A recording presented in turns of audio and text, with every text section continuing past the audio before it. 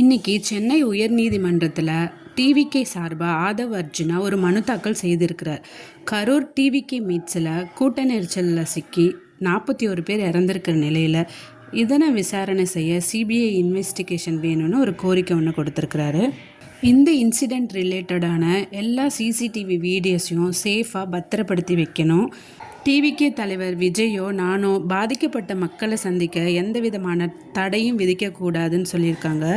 இது ஒரு எமர்ஜென்சி கேஸாக எடுத்து சீக்கிரமே விசாரிக்க வேணும் எனவும் மனுவில் சொல்லப்பட்டிருக்கு.